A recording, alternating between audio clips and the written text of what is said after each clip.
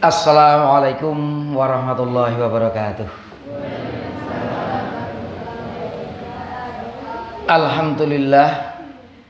Alhamdulillahirabbil alamin. Wassalatu wassalamu ala asyrafil anbiya'i wal mursalin Muhammadin wa ala alihi wa ashabihi ajma'in. Asyhadu an la ilaha illallah wahdahu la syarikalah wa asyhadu anna Muhammadan abduhu wa rasuluhu la nabiyya ba'dah. Allahumma shalli ala Muhammad wa ala alihi wa ashabihi ajma'in, amma ba'd. Bapak-bapak, ibu sekalian yang berbahagia, pertama mari kita selalu panjatkan puji syukur kehadirat Allah Subhanahu wa taala atas segala nikmat yang telah diberikannya kepada kita semua, khususnya nikmat iman dan Islam. Kita juga wajib bersyukur kepada Allah Subhanahu wa taala karena kita sampai malam hari ini, sampai detik ini semuanya masih diberi kesempatan oleh Allah untuk menghirup udaranya yang segar di buminya ini dengan gratis, dan kita dalam keadaan sehat wal afiat, dan kita juga alhamdulillah dalam keadaan tenang, dalam keadaan aman, tidak ada sesuatu hal yang berat bagi kita. Memang kita mendengar beberapa saat yang lalu saudara kita di sebelah timur sana ada yang terkena musibah, ya mudah-mudahan kita ikut mendoakan yang menjadi korban, mudah-mudahan mendapatkan surganya Allah Subhanahu wa taala, diampuni dosa-dosanya. Dan mudah-mudahan setiap musibah itu pasti ada hikmahnya. Mestinya kita, khususnya umat Islam, bisa mengambil hikmah bahwa kita benar-benar miliknya Allah, dan kapan saja kita bisa diambil oleh pemiliknya, yaitu Allah Subhanahu wa taala. Bapak-bapak, ibu-ibu sekalian yang berbahagia, pada malam hari ini saya akan mengkaji tentang agama kita, al-Islam. Tadi di awal sudah saya sampaikan, kita benar-benar wajib bersyukur kepada Allah Subhanahu wa taala karena kita itu menjadi seorang muslim. Ini nikmat yang paling besar untuk dunia dan akhirat kita. Dengan nikmat Islam ini kita akan mendapatkan ridha Allah, kita akan mendapatkan surga Allah. Dan tanpa nikmat ini bapak-bapak, ibu-ibu, maka kita semuanya nanti di akhirat akan menderita, akan disiksa di neraka. Maka ini benar-benar satu kenikmatan yang luar biasa. Mari kita jaga nikmat al-Islam ini, nikmat keimanan ini, jangan sampai lepas dari kita. Bapak-bapak, ibu sekalian yang berbahagia, tapi kadang-kadang mungkin kalau kita ditanyai oleh orang lain lah yang belum muslim begitu, ditanyai, Pak, Bu, Mbak, apa itu yang disebut dengan Islam? Islam itu jane apa toh? Kira-kira jawabnya apa ya? Bapak-bapak, ibu-ibu, saya yakin kalau saya menyebar kertas dan pulpen ini, kemudian masing-masing bapak-bapak, ibu-ibu, saya minta untuk jawab itu, apa itu Islam? Saya yakin jawabannya bisa berbeda-beda. Jawaban berbeda itu belum tentu salah lah, karena bisa dilihat dari berbagai sisi itu Islam itu. Bisa benar semuanya meskipun jawabannya berbeda-beda. Tapi kira-kira kalau kita melihat dari dalil-dalil apa itu dari Al-Quran dan As-Sunnah, kira-kira apa tuh yang dimaksud dengan Al-Islam itu? Nah, kita akan coba untuk membahas. Bapak-bapak, ibu-ibu sekalian yang berbahagia, Al-Islam itu ternyata dari sisi bahasa memiliki banyak arti. Arti satu dengan yang lain tentunya saling terkait dan saling menyempurnakan. Islam, aslama yuslimu, itu punya makna at-ta'ah, taat. Punya makna al-khudu, tunduk. Punya makna patuh. Punya makna berserah diri. Jadi Islam itu berserah diri. Tapi ada juga makna damai. Islam itu agama damai, dinus salam, kan begitu dari kata assalam atau assalamat, selamat. Jadi salam atau al-islam itu juga ada makna selamat. Dan juga makna salim itu artinya bersih. Jadi ternyata Islam itu memiliki sifat atau makna yang luar biasa banyaknya, dan itu semuanya ada di dalam Islam. Maka orang yang muslim itu orang yang taat kepada Allah, orang yang selalu tunduk kepada Allah, orang yang selalu patuh kepada Allah, orang yang selalu berserah diri hanya kepada Allah, orang yang selalu menjaga kedamaian, orang yang akan selamat baik dunia maupun akhirat, dan orang-orang yang bersih jiwanya, bersih hatinya di hadapan Allah Subhanahu wa ta'ala. Itulah makna dari al-Islam. Tapi ternyata bapak-bapak, ibu-ibu, ada satu hadis yang sahih. Jadi saya pernah membaca satu kitab yang bagus, namanya Usulud Dakwah. Itu yang menyusun Profesor Dr. Abdul Karim Zaidan. Jenengan kalau mau cari gratisan boleh di-download itu. Kitabnya Usulud Dakwah. Lid Dr. Abdul Karim Zaidan. Tapi memang masih asli berbahasa Arab. Saya tidak melihat apa itu diterjemahkan, apa itu kitab ini. Beliau di dalam kitab Usulud Dakwah itu mendefinisikan Islam itu ada 6 definisi itu. Kalau kita bahas semalam ini nggak selesai itu. Maka kan nanti hanya sebagian saja yang ingin 1 atau 2 saja yang akan kita bahas pada malam hari ini. Tapi al-Islam, definisi Islam yang paling kuat itu bapak-bapak adalah yang berdasarkan al-hadis. Hadisnya sahih, diriwayatkan oleh Imam Muslim dari sahabat Umar bin Khattab. Jadi ceritanya hadisnya panjang sekali bapak-bapak, ibu-ibu. Itu bercerita tentang ketika Rasulullah itu sedang bersama para sahabatnya, kurang lebih seperti ini.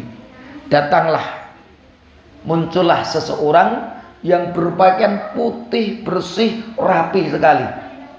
Tidak ada tanda-tanda dia itu datang dari jauh. Karena kalau orang dari jauh itu biasanya rambutnya awut-awutan, tidak rapi itu. Tapi itu sangat rapi, necis, kira-kira begitu, licin kan gitu.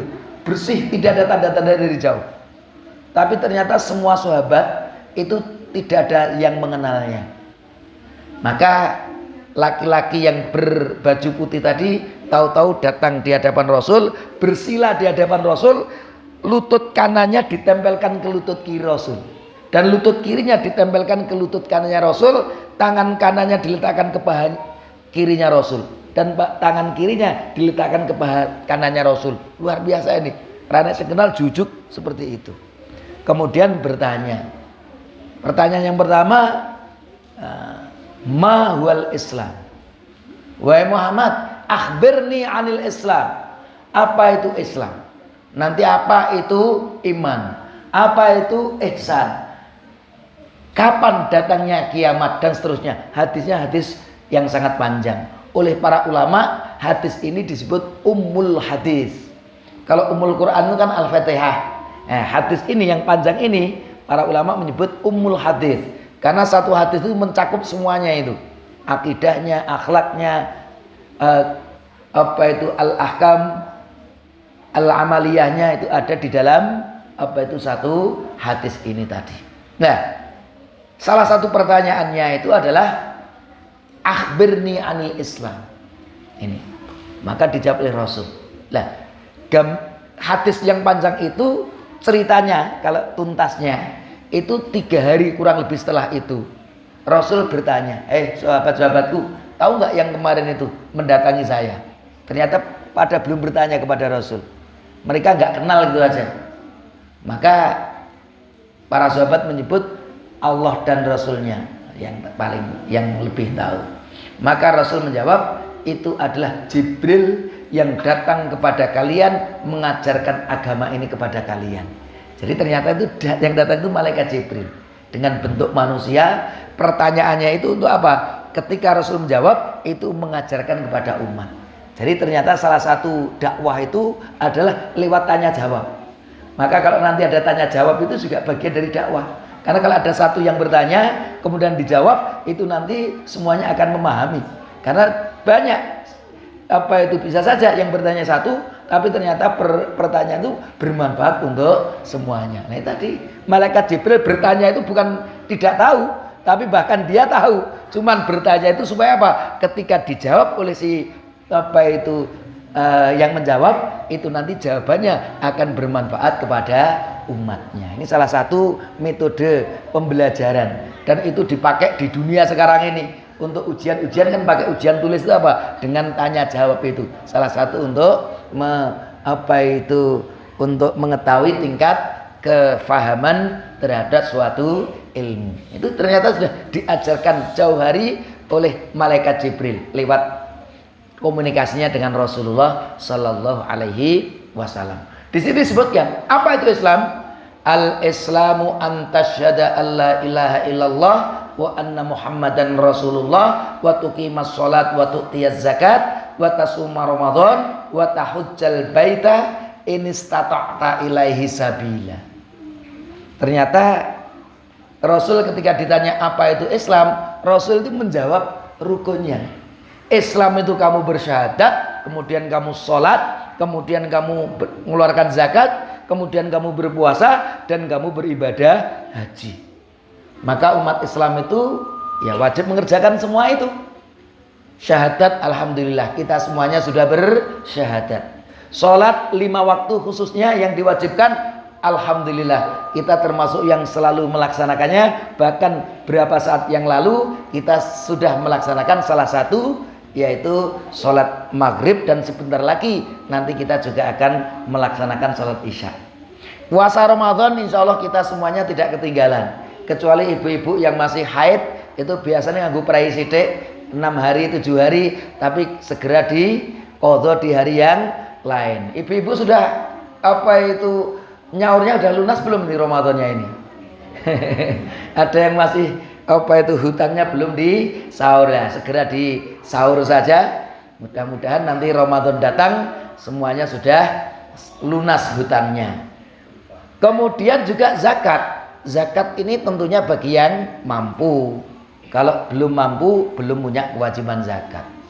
Kalau terkait dengan harta, uang itu bapak-bapak, ibu-ibu, nisabnya berapa itu? Seseorang mulai disebut kaya itu punya harta berapa itu? Punya harta 20 mithqal, bapak-bapak. Kalau belum punya senilai 20 mithqal atau 20 dinar, itu belum punya kewajiban zakat. Lalu 20 mithqal itu berapa itu? 20 mithqal itu kalau dihitung, 1 mithqal itu 4/4 emas 24 karat. 4/4 emas 24 karat itu 1 mithqal. Lah kalau 20 mithqal berarti ping 20. 4/4 kali 20, maka ketemunya 4 kali 20 80, kemudian 1/4 kali 20 itu ketemunya 5. Maka kurang lebih orang disebut kaya itu kalau memiliki senilai 85 gram emas 24 karat. Lah sekarang bisa kita ngelihat itu di harga emas hari ini kira-kira berapa itu? Kalau umpamanya harga emas itu 1 juta, 1 gramnya itu berarti ya 85 juta rupiah. Anggap saja seperti itu. Kalau belum punya senilai nisab itu, belum punya kewajiban zakat. Tapi kalau uangnya sudah mencapai 20 mithqal, masih menunggu 1 tahun dimiliki, yaitu haul. Kalau hari ini mulai mencapai nisab, belum zakat. Zakatnya kapan? Kalau kita memilikinya sudah selama 1 tahun. Tahun depan kok masih mencapai nisab, maka kita keluarkan 2,5%-nya. Nah, umpamanya tahun depannya kita punya 100 juta, keluarkan 2,5 jutanya. Tahun depannya menjadi 200 juta, berarti zakatnya 5 juta gitu. Tahun depannya menjadi 400 juta, berarti zakatnya 10 juta, 2,5%-nya. Itu zakat. Dan tentunya bagi yang sudah punya kemampuan beribadah haji juga berkewajiban untuk beribadah haji. Bapak-bapak, ibu-ibu, ibadah haji itu ibadah yang gratisan sebenarnya, tidak mahal. Seperti sholat, hanya butuh tenaga yang lebih. Karena dari Mekah menuju Mina, menuju Arafah, kemudian ke Muzdalifah, kembali lagi ke Mina, kemudian ke Masjidil Haram untuk tawaf dan sa'i, baru tahallul. Seperti itu ibadah haji itu. Tapi gratis itu. Kalau orang-orang Mekah itu beribadah haji gratis. Karena ibadah haji itu nggak ada biayanya. Mengapa Indonesia itu ibadah haji kesannya ibadah yang mahal? Karena jarak saja. Karena jarak kita dengan Saudi itu cukup jauh, harus naik pesawat, turun nginep di sana itu 40 hari. Bayangkan satu malam kita nginep di hotel berapa ratus ribu, itu ping 40 dino kan. Nah itu saja, itu semuanya biaya hajinya gratis, cuman nginepnya sama tinggalnya itu yang menjadikan biaya itu mahal. Maka ya mudah-mudahan, meskipun mungkin kadang-kadang orang yang bisa berhaji itu karena kemampuannya, punya finansial yang kuat, tapi kadang-kadang orang tidak punya uang aja bisa beribadah haji. Saya termasuk ketika beribadah haji itu ketika belum punya duit. Saya waktu belajar di Baghdad, musim haji, mendaftar ke Kementerian Agama menjadi tenaga musim haji. Alhamdulillah diterima. Jadi bisa beribadah haji, nggak jamaah haji, malah dapat gaji itu. Jadi duit malah sudah bisa beribadah haji. Nah itu namanya jalan untuk bisa beribadah haji itu bisa bermacam-macam. Ya mudah-mudahan kita selalu berdoa kepada Allah, kita termasuk yang dimudahkan oleh Allah untuk melaksanakan 5 rukun Islam itu, termasuk ibadah hajinya. Setiap kita usaha yang maksimal, doa terus dilakukan, insya Allah Allah akan memberikan kita jalan. Ya cara-caranya kalau kita minta diundang, ya Allah mudah-mudahan engkau segera mengundang kami datang ke rumahmu ya Allah. Kalau kita doanya terus menerus tidak putus asa, saya yakin Allah yang tahu doa kita yang begitu kuat ini untuk mengunjungi rumah Allah akan dikabulkan oleh Allah dengan berbagai jalan. Banyak orang yang bisa beribadah haji itu dengan cara yang tidak masuk akal. Orang bayangke iso haji itu, tapi ternyata bisa melakukannya. Ya mudah-mudahan kita bisa melakukannya. Ini al-Islam. Bapak-bapak, ibu-ibu sekalian yang berbahagia. Yang kedua, menurut Profesor Dr. Abdul Karim Zaidan itu, mahwal Islam. Beliau menjawab, Islam itu adalah majmu'u ma anzalallahu ta'ala ala Rasuli Muhammad sallallahu alaihi wasallam. Kumpulan, apa itu Islam? Kumpulan dari semua yang diturunkan oleh Allah kepada Nabi Muhammad. Min ahkamil aqidah, baik itu berkaitan dengan akidah, keyakinan, keimanan, pokok-pokok keimanan, iman kepada Allah, para malaikat, kitab-kitab, para nabi, hari akhir kan itu, qadha dan qadar, ahkamil aqidah, wal akhlak, termasuk apa itu bidang akhlak, wal ibadat, ibadah-ibadah madhah seperti salat puasa, wal muamalat, semua urusan duniawi, al umur ad-dunyawiyah, wal ikhbarat, dan semua berita-berita yang berasal dari Al-Quran dan As-Sunnah, itu semuanya adalah al-Islam. Itu bapak-bapak, ibu-ibu, apa itu Islam? Kumpulan dari semua yang diturunkan oleh Allah kepada Nabi Muhammad SAW, baik masalah ibadah, masalah akhlak, masalah ibadah, masalah muamalah, termasuk berita-berita gaib yang bersumber kepada Al-Quran dan Sunnah, itulah al-Islam. Yang akan kita kaji yang terakhir ini saja. Definisi Islam yang ketiga ini menarik. Ketika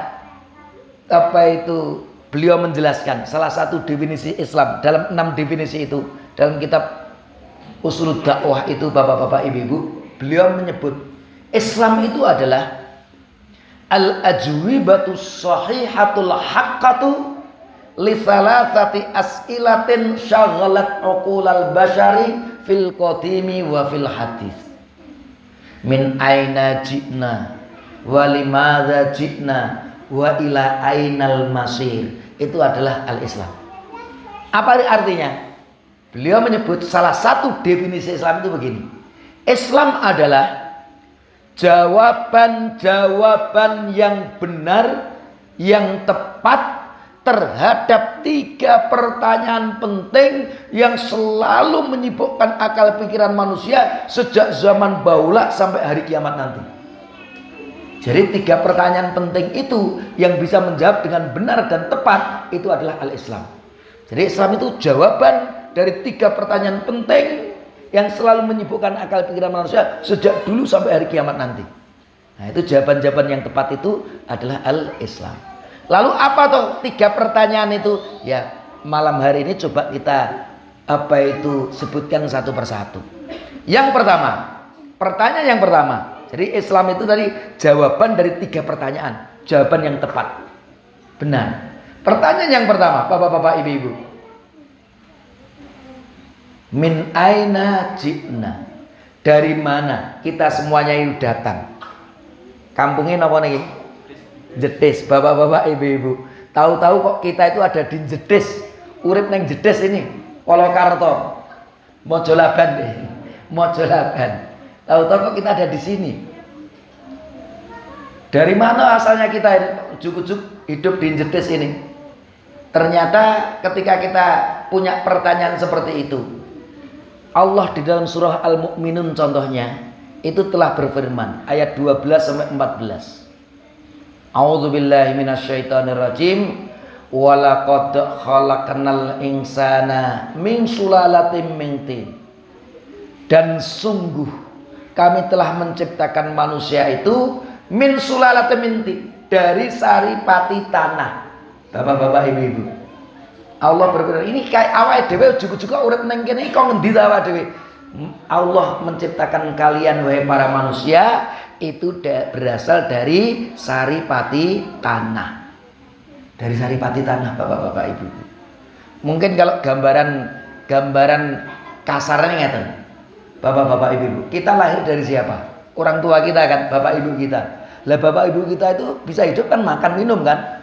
Makannya apa itu bapak ibu kita itu? Ya makannya kalau tidak daging ya sayur-sayuran kan gitu. Anggap saja ada kambing, sapi, ayam kan dimakan, atau ikan. Sekarang kambing, sapi itu makannya apa? Makannya tumbuh-tumbuhan. Tumbuh-tumbuhannya itu makannya apa itu? Tumbuh-tumbuhan ini kalau tidak ada tanah nggak bisa hidup itu. Maka dari tanah itu. Jadi ternyata sebenarnya manusia itu mengapa bisa hidup? Itu dari saripati tanah. Kita semuanya itu berasal dari saripati tanah. Itu manusia. Nah, itu firman Allah. Aku ciptakan kalian dari saripati tanah. Summa ja'alnahu nutfatan fi qararin makin. Kemudian kami jadikan saripati tanah itu menjadi air mani yang tersimpan fi qararin makin, di tempat yang kokoh, maksudnya di rahim seorang wanita. Summa khalaqnan nutfata 'alaqatan. Kemudian kami jadikan air mani itu segumpal darah. Alaqah itu diartikan segumpal darah. Kalau dalam bahasa Arab, alaqah itu artinya sesuatu yang menggantung. Al-alaq itu sesuatu yang tergantung. Dan memang segumpal darah itu kalau nanti dipelajari dalam ilmu kedokteran, itu darah itu menggantung di rahim istri, di rahim seorang ibu. Jadi darah itu menggantung, maka alaq itu alaqah, sesuatu yang menggantung, segumpal darah yang posisinya itu menggantung, yaitu menggantung di rahim seorang ibu. Fa khalaqnal 'alaqata mudghatan. Kemudian segumpal darah itu kami jadikan segumpal daging. Fa khalaqnal mudghata 'idhaman. Kemudian segumpal daging itu kami jadikan tulang belulang. Fa kasawnal 'idhama lahma. Kemudian tulang belulang itu kami bungkus dengan daging. Summa ansha'nahu khalqan akhar. Kemudian aku jadikan dia makhluk yang berbentuk lain, paling sempurna. Bapak-bapak, ibu-ibu, yang menarik, ini sudah lebih dari 14 abad yang lalu Allah berfirman seperti ini.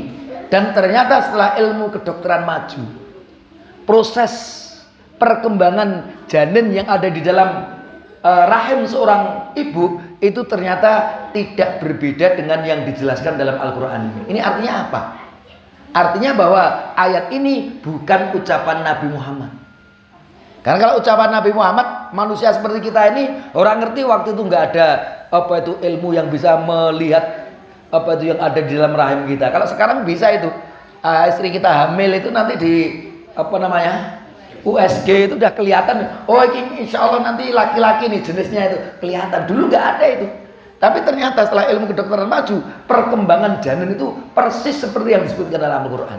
Ini menunjukkan bahwa Al-Quran ini bukan buatan Muhammad, bukan ucapan Muhammad, tapi langsung dari penciptanya Nabi Muhammad, yaitu pencipta kita semuanya, Allah Subhanahu wa Ta'ala. Itulah bapak-bapak, ibu-ibu sekalian yang berbahagia. Pertanyaan yang kedua, Ini sebenarnya kalau kita lihat yang pertanyaan pertama ini, umpamanya kalau kita gambarkan bapak-bapak, ibu-ibu, kalau kita ini melihat alam kita, kadang-kadang kita kan bertanya ini kalau masjid ini, memang saya ada mungkin ketiga ini, saya datang ke masjid ini, saya tidak tahu siapa yang membangun, tapi ada masjid semegah ini pasti ada yang membangun. Itu logika kita kan. Meskipun saya nggak pernah melihat orangnya, nggak ketemu orangnya, tapi masjid ini nggak mungkin ujuk-ujuk anak ira mungkin. Itu mustahil, menurut akal mustahil. Pasti ada yang membangun. Terus yang bangun itu ya pinter, dia ahli ya, nyatanya bangunannya ya bagus seperti ini, kan seperti itu. Artinya apa?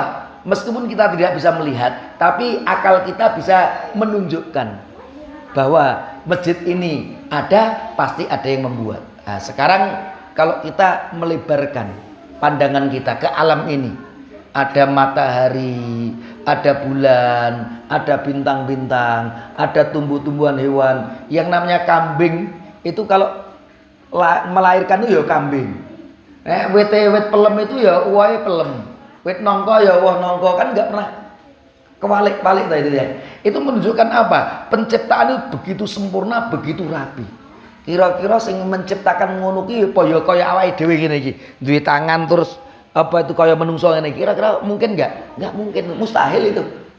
Alam sehebat ini sesempurna ini, kok sing mencipta guru kaya awake dhewe itu ora mungkin tuh. Sesuatu yang mustahil. Pasti itu zat yang luar biasa sempurnanya.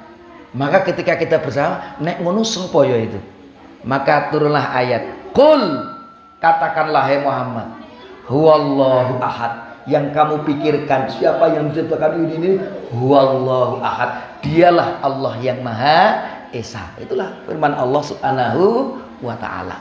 Bapak-bapak ibu sekalian yang berbahagia, pertanyaan yang kedua, limadza ji'na, untuk apa kita datang neng jedes ini? Gua apa awake dhewe itu? Awake dhewe urip neng jedes Mojolaban ini janjane gua apa toh?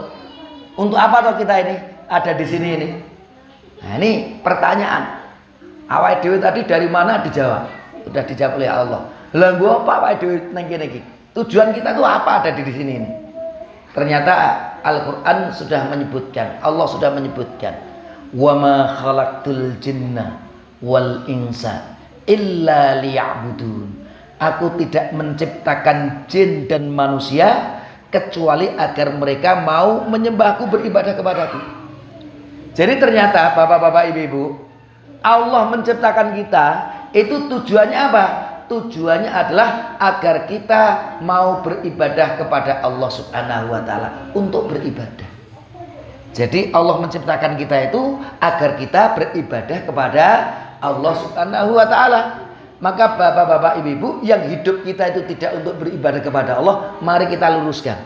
Hidup kita itu benar-benar harus untuk beribadah kepada Allah. Ibadah yang murni maupun ibadah yang tidak murni.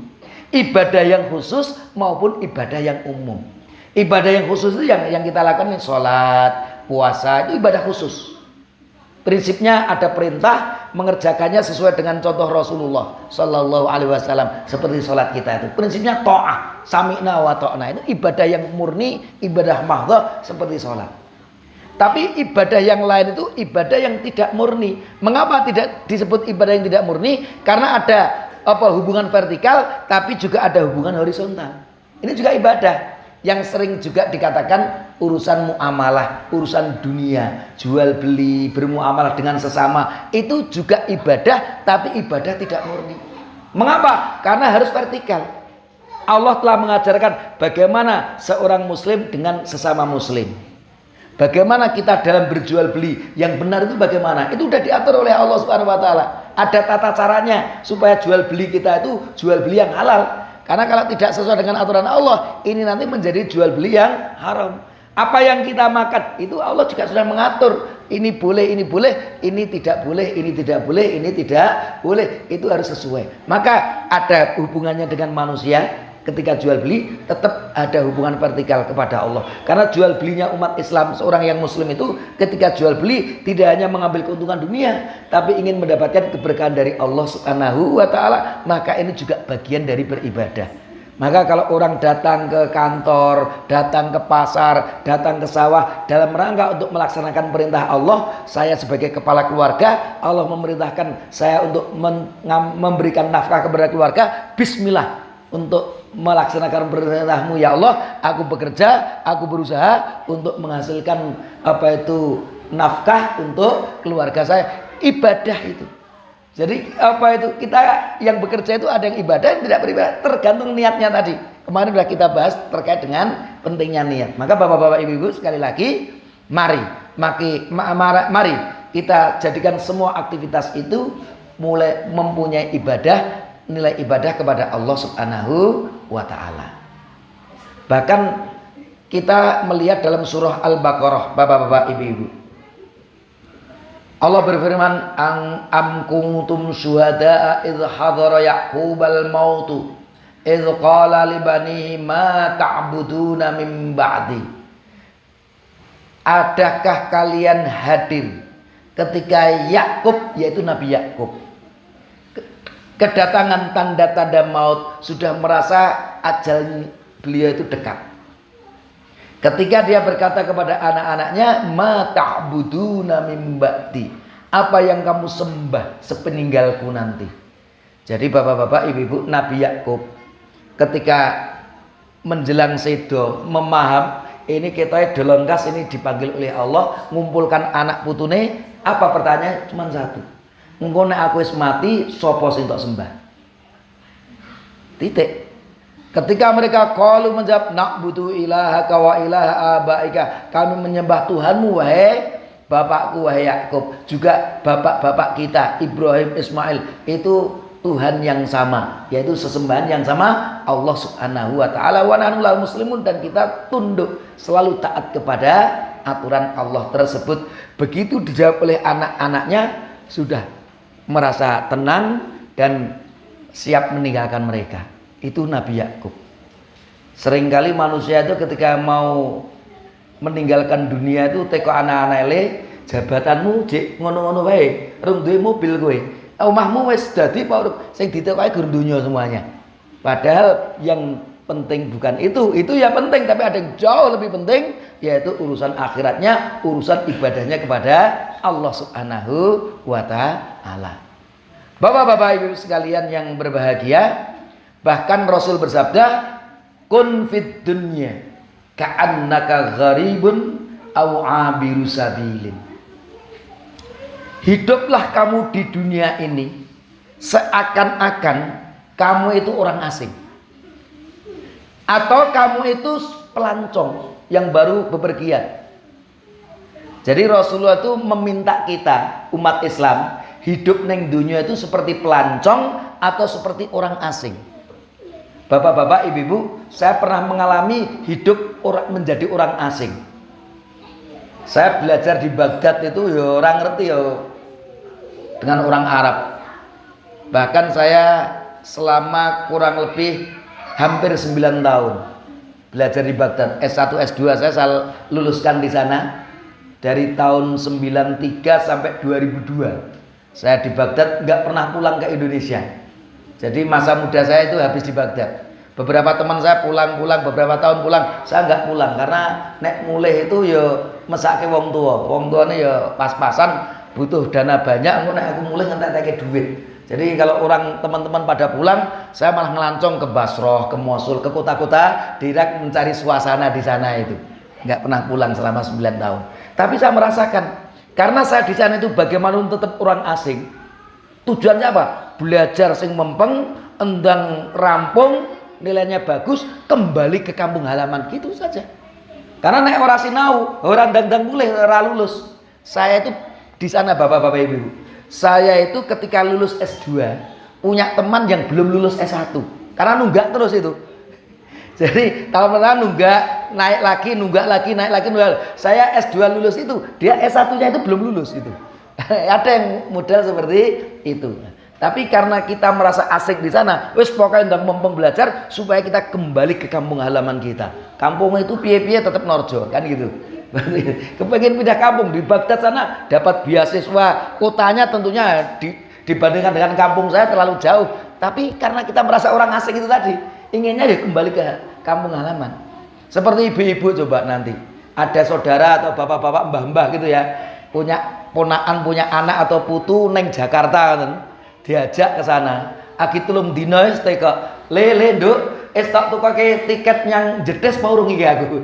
Aki telung dino padahal neng Jakarta itu metropolitan itu. Perlu luar biasa, tapi tetap sing diimpi-impikan apa? Jedes Mojolaban. Kenapa? Memang itulah kampung kita. Jadi ibu begitu itu, merasakan begitu.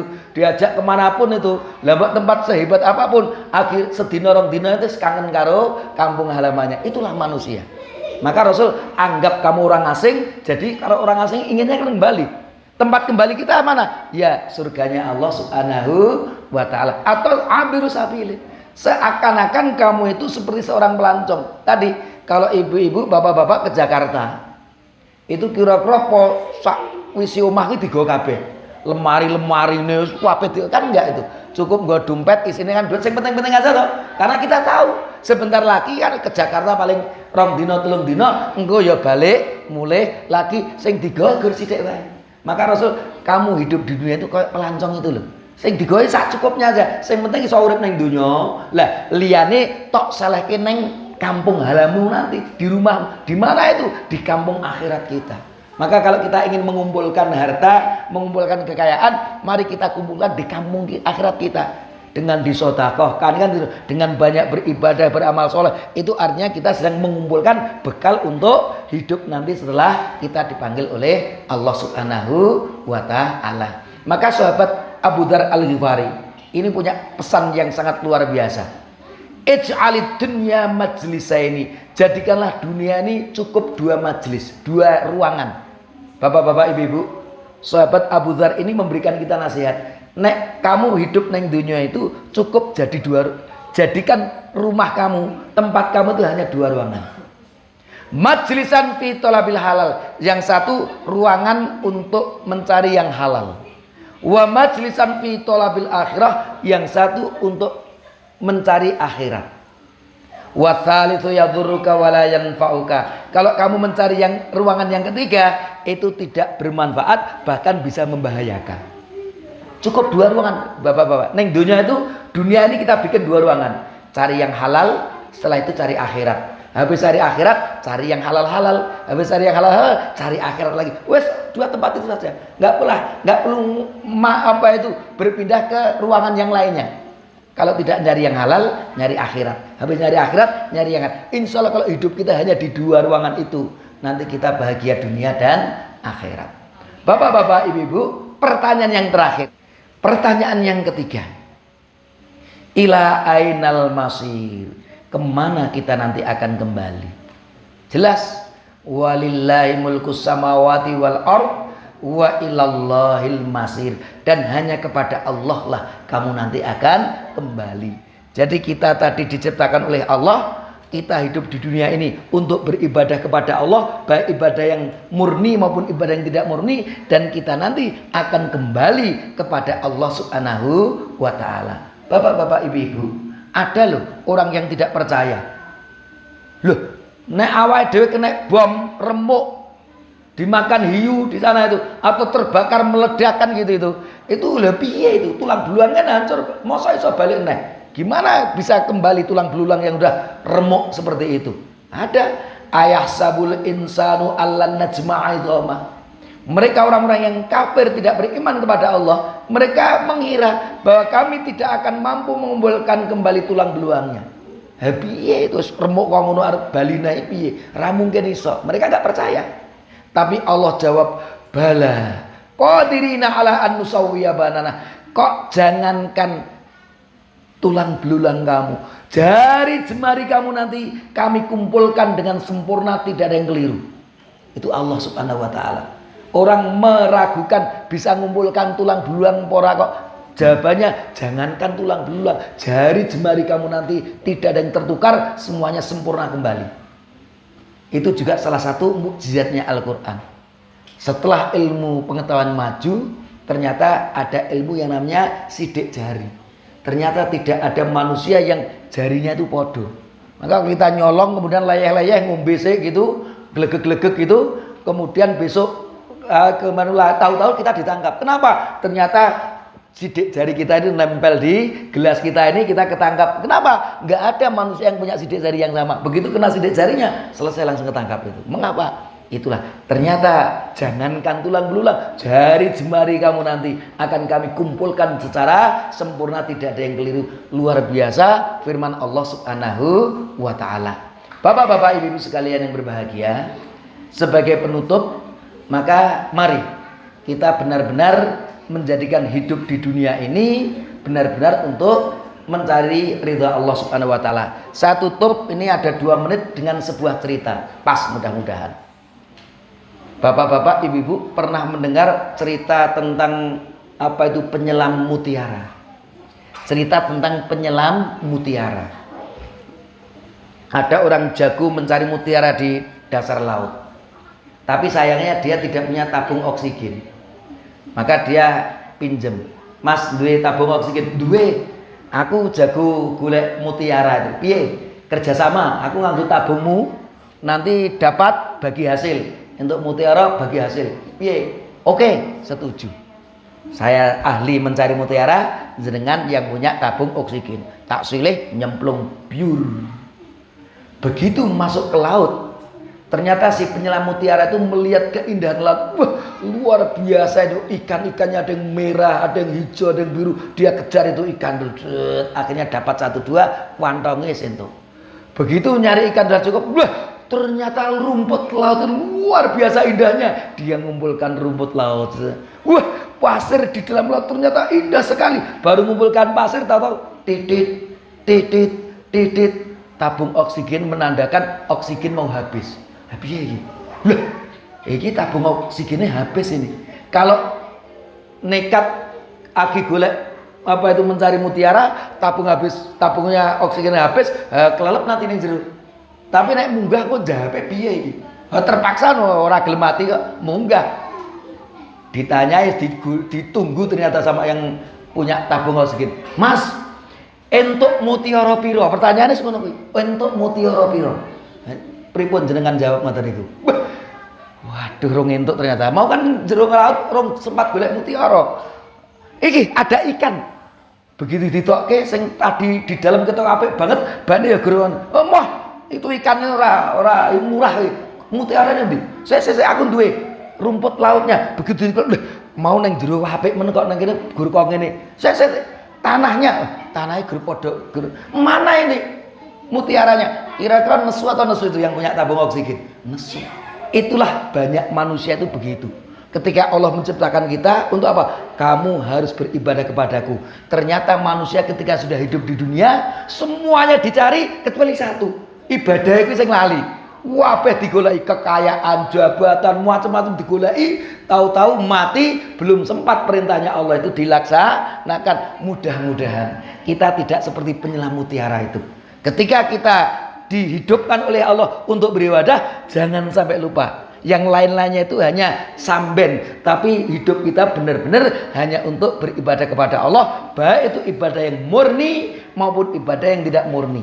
Sholatnya, puasanya, termasuk aktivitas kita harus kita selalu niatkan dengan niat yang ikhlas mencari ridha Allah Subhanahu wa ta'ala, sehingga hidup kita itu hanya benar-benar untuk beribadah kepada Allah, tidak seperti kisah penyelam mutiara tadi. Mudah-mudahan kita bisa memahami hal ini, kemudian kita bisa mencoba mempraktekannya semaksimal mungkin, dan mudah-mudahan ketika kita nanti dipanggil oleh Allah dalam keadaan kita ridha kepadanya dan Allah ridha kepada kita semua dan memasukkan kita ke surganya. Aqulu qouli hadza wa astaghfirullah li wa lakum. Wassalamu alaikum warahmatullahi wabarakatuh.